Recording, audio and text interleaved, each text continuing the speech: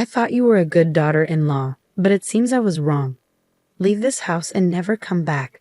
You're nothing but a parasite. Pack your things and go. Ever since my husband passed away, my mother-in-law Sarah and sister-in-law Catherine have been saying mean things to me. Even though I've been taking care of Sarah, my husband was worried about her until the end. And yet Catherine says bad things about him, and I couldn't help but argue back. If you both feel that way, I understand. I'll leave. When I said that, Sarah and Catherine were happy, but a few months later, they were begging me. The bad luck I wished for them was worse than I thought. My name is Emily. I'm 32 years old and work as a buyer for famous brands. I met my husband Tom through a friend. Tom was kind and calm, just the husband I wanted, so I said yes when he proposed. Tom's parents were independent, so I got along well with them and didn't have any problems with my mother-in-law. Having a caring mother-in-law and practical father-in-law seemed perfect to me. Tom worried about his mom's financial future because she didn't think much about money. He thought it would be fine as long as his dad, who was responsible with money, was healthy. Tom also had an older sister, Catherine, who was divorced and lived alone. He figured she'd take care of their parents later on. But Tom didn't fully trust Catherine. I'm worried about giving our family money matters to Catherine. Why? There were problems before. I didn't think much about Catherine's past then, but later, Tom's worries turned out to be true. After I married Tom and had a few peaceful years, his dad got sicker and died. Since Sarah always depended on her husband, she was devastated. It's tough now, Sarah, but let's try to move on. I've always let my husband handle everything. I don't know how to do it alone. Tom was worried about his mom living alone, and I shared his concern. As our son, he must have been really stressed about it. Then, one night, he came to me with an idea. Emily, what if my mom comes to live with us? It was unexpected, but I had a feeling he might suggest this someday. But what about Catherine? What about her? Shouldn't she, as the daughter, take care of Mom instead of us? I want to step up and take Dad's place, looking after Mom. She's not great with money, so I'll handle her finances too. Can't we ask Catherine to do that? No, that won't work. It was rare for Tom to firmly say no to my idea. I want to make sure Dad's money is well taken care of, so Mom won't struggle later on. Even though he felt bad about asking me to live together, Tom was determined to handle Dad's inheritance and savings. It's okay. I think we'll all be happy living together with your mom. I'm genuinely worried about her being alone too. Oh, Emily, thank you so much. And so we started our new life as a family of 3 in Sarah's house. Just like she promised, Sarah left everything for her husband to handle, from bank accounts to bills and credit cards. She didn't really understand any of it. Tom managed her money separately from ours and decided to give her a monthly allowance for her expenses. Whenever Sarah was tempted by dodgy salespeople or pressured to buy expensive stuff by friends, it was Tom's job to guide her. If he didn't, she might end up with a lot of debt because she was careless with money. By taking on the role of her husband, Tom made his mom happy. Seeing her happier also made Tom feel better. Sarah helped out with the household chores since I was working, and everything was going smoothly. But our peaceful life came to an abrupt halt. Tom collapsed at work. He had the same illness as his dad and might have pushed himself too hard during a busy time, ending up in the hospital. Sarah and I visited him almost every day, but Tom didn't seem to be getting better. Emily, I need to talk to you about what happens after I'm gone. Don't say that. Let's focus on getting you better so we can go back to living with your mom, just like before. I knew I might get sick like Dad, so I'm prepared. But there's one thing I need you to do for me regarding Mom. Trying to hold back tears, I listened closely to my husband's last request. A few weeks later, Tom passed away. Dealing with telling relatives, sorting things out with his job, and planning the funeral kept me busy and distracted from the grief. Once everything was settled, I remembered what Tom had asked of me. There was no time to mourn now.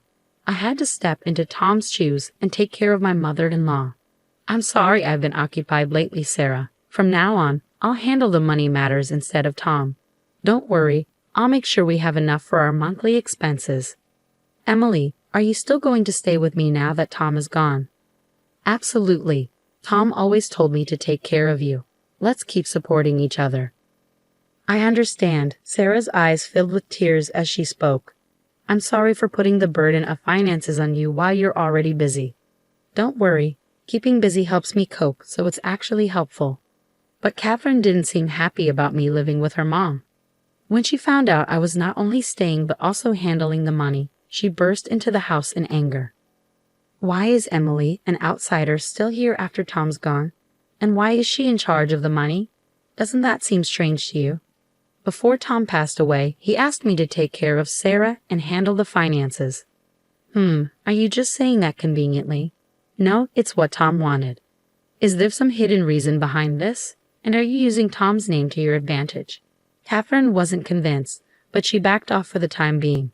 However, the next week she came back furious. Emily, what do you think you're doing? I saw everything. What are you talking about? You're having an affair, aren't you? An affair? I saw you going into a men's store and dining at a fancy restaurant with a man. Are you using Tom's money on your lover? That's not true. I haven't spent any money like that on someone else. Your excuses won't cut it. It hasn't been long since Tom passed away, and you're already moving on to someone new. Have you no shame? Mother, don't you agree? Influenced by Catherine's words, Sarah started to doubt me too. Emily, is it true? No, that's not what happened. I'm just following Tom's wishes, I tried to explain, but Catherine interrupted me. How dare you bring up Tom's name after cheating on him? How could you sink so low?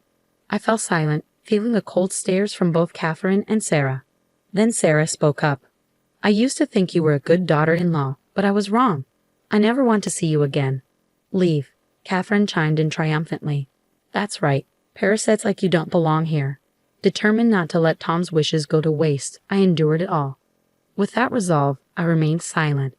But Sarah and Catherine didn't stop there. They continued to hurl hurtful words at me. Poor Tom, picking someone like you. He was always so easily fooled, you know. Maybe he tricked you into thinking he'd handle the money, but actually used Mom's money for himself. To tarnish Tom's memory, especially when he cared so much about his mom, is unforgivable to me. I could handle them saying bad things about me, but I can't stand them insulting my late husband. I'm sorry, Tom, for not keeping our promise. I silently apologized to him as I turned to Sarah and Catherine. I understand. I'll leave like you both want. Hearing my words, the two exchanged looks and grinned. Finally seeing reason, huh? Leave the bank book here when you go. Sure. I handed over the bank book containing Sarah's living expenses and her husband's inheritance, then left the house.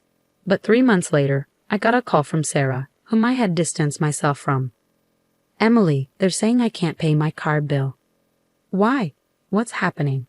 Maybe you spent too much and don't have enough left. You should check your balance using your bank book. Balance? How do I do that?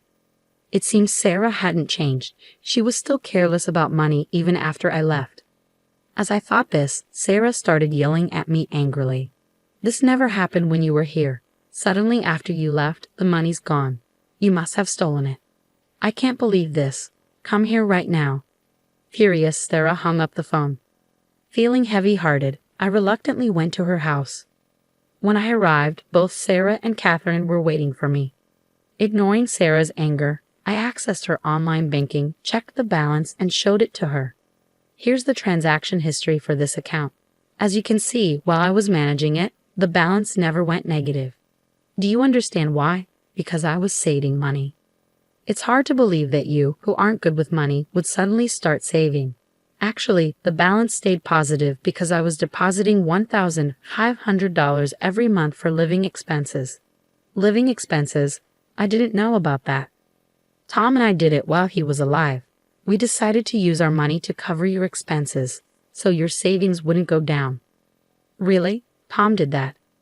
Yes, even after he passed away. I kept doing it with $1,500 from my own salary, but when you asked me to leave, I stopped.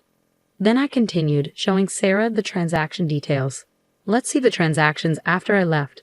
There are more than $1,500 being taken out, suggesting big expenses. I didn't change my spending habits. Maybe Catherine used it. With that, I shifted the conversation to Catherine. Looking at the details, there were card payments at fancy stores and restaurants. I can't picture Sarah spending money at those places. Catherine, do you have any clue? It wasn't me, but I can't think of anyone else who might have used it but you. Could it be you? Did you secretly use a family card or something? I've seen you at those shops and restaurants before. Even now, you're still using mom's money. How low can you go? Can you just stop? I was there for work. The meals were for a meeting with a shop owner. Just because I say it's for work, you think you can't trust me. Fine, let's confirm it right now. I immediately called the shop owner. Thank you for always helping us out. Yes, it was last Friday, and the item was... Well, I was checking some details on the phone. Catherine just stared blankly. Thank you. Can you include that as well? Oh, I see. After ending the call and checking my email, I showed Catherine and Sarah the attached photo. It showed Catherine shopping at the store. What's this? Catherine looked shocked as she saw the photo. It seems the security camera caught you, Catherine, buying these luxury items. When I spoke to the shop owner, they confirmed it right away. I'm pretty sure the person in this photo is you. Don't you agree? Catherine was speechless. The shop owner also mentioned that items matching the ones you bought have been showing up at pawn shops lately. The dates and items match the ones when you used the card, right? Catherine's voice shook, and she seemed confused. Sarah, looking puzzled, asked Catherine, but why go through all this trouble? Buying something and then selling it to a pawn shop right away. Since Catherine didn't seem willing to answer, I spoke up. She probably needed cash quickly. If she took it straight from the bank account, it would have been noticed right away. So you tried to frame me by shopping at my workplace, making it look like I was the one spending money, didn't you? Catherine couldn't defend herself and stayed silent. Meanwhile, Sarah seemed to have more questions and kept pressing Catherine. Catherine, why do you need so much money? Well, I had debts to repay, Catherine confessed quietly. But I added more to her confession. You didn't tell Sarah about it, did you? Do you know why Catherine got divorced? It was because of her debts. Tom often mentioned how troubled he was because Catherine kept asking to borrow money. This has been going on since before Catherine got married. Even after she got married, Tom complained that Catherine's spending habits hadn't changed. You had debts. Sarah then remembered something. The money your father left you, Catherine. I gave you a bank book with the inheritance in it, didn't I? Don't tell me even that money. At Sarah's request, I checked the balance of the bank account where the inheritance was kept. Sarah, the bank account is completely empty. What? Completely empty. But a few days after I left the house, all the money was taken out of the account. No, this can't be. Sarah collapsed to her knees, yelling at Catherine in anger. What's the problem? I had to meet my repayment deadline. My father would have let me, his daughter, use the inheritance however I wanted. I can't believe Sarah is so stunned. It seems Tom was right all along. He always said letting Catherine handle money was risky. He probably saw this coming. Sarah gave Catherine a stern look. That money wasn't just for me, you know. You got your share of the inheritance, right? Who uses someone else's money? You're the one taking advantage of this house. Leave. We're done, Mom. Wait, didn't we agree that I would live here in Emily's place after she left? If I stay with someone like you, I'll end up in debt too. I expect you to return every cent of your father's inheritance. With those words, Sarah forcefully kicked Catherine out of the house. However, I'm unsure if it was the right outcome. Since then, we've lost all contact with Catherine, and Sarah never got back any of the misused inheritance. If she still had it, Sarah could have lived comfortably in her old age. But now she lives in poverty and loneliness. On the other hand, even though Catherine used the inheritance to pay off her debts, her spending habits didn't change, and she's accumulated even more debt. Without money to repay her debts, she keeps moving to avoid her loan sharks. Only now do I truly feel the weight of Tom's passing. Though things turned out differently from Tom's last wish, I believe I haven't done anything wrong. Tom wanted me to prioritize my happiness above all else. Living with Sarah and Catherine would have gone against Tom's wishes for our well-being. I believe he would understand. From now on, with memories of Tom in my heart, I'll take a new step forward.